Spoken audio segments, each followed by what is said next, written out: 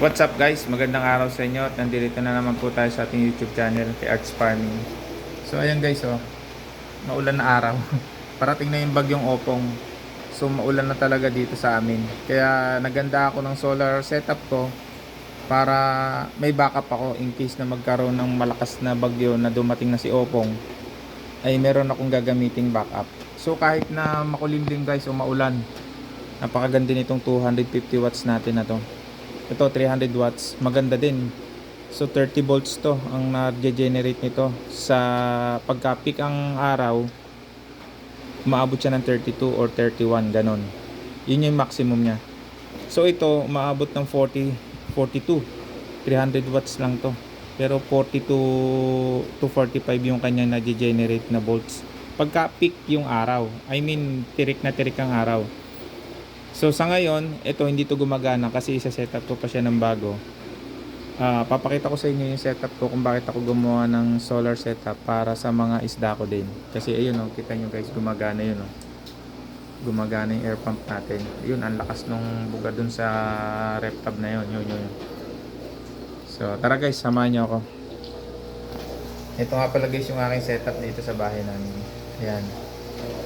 Ang pinapagana ko sa isang air pump guys, ito wala to kasi may mga ano to itong 6 na tank na to, may mga pump to so yun lang, isa, dalawa,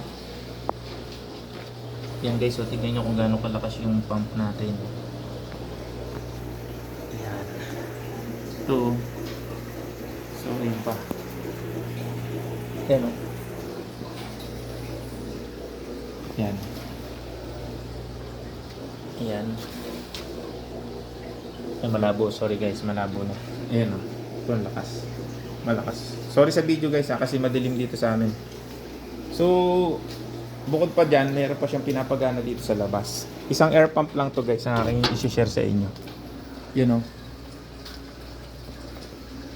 Tsaka yan tignan nyo gaano kalakas yung ating yun pa nga, masusuplayan niya pa sana yun. Kaya lang, wala na akong time guys.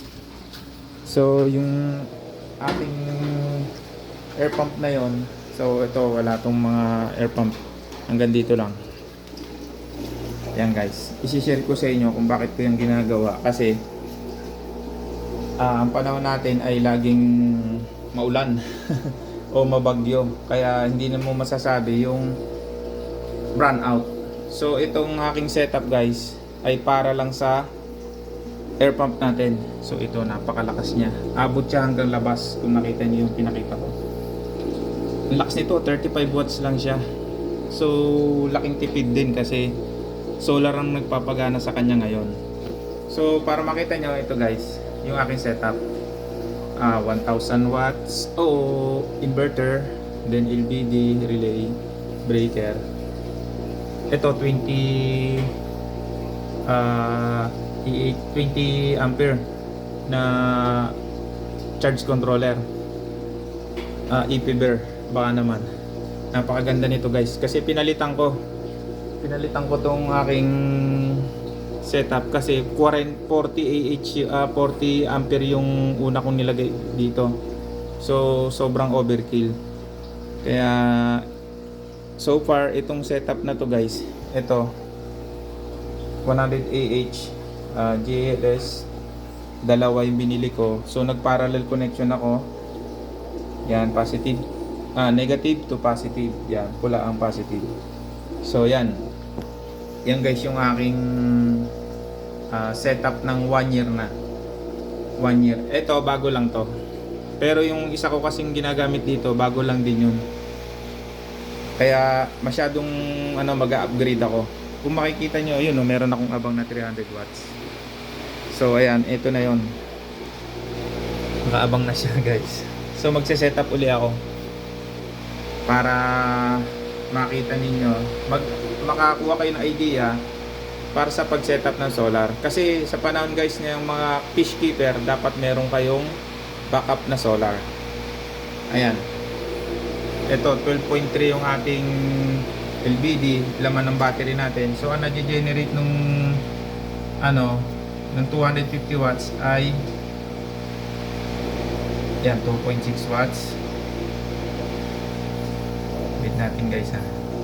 51% ang ating battery. Hindi ko siya nilolobat guys kasi pag sinagad, yun 13.8 volts ang na-generate ng panel na yon, yung solar panel. So kanina pa to 12.3 pa din siya, mga 2 hours na. So paano na lang kung malakas yung araw o hindi umuulan ngayon, so mapupull niya yung battery na yan. Napakaganda guys. Tips ko lang din sa inyo to para in case na magkaroon ng brownout, may magamit tayo guys. I-update ko kayo guys sa susunod na video. Ingat po tayo sa bagyo. Ingat-ingat po guys. Thank you and God bless.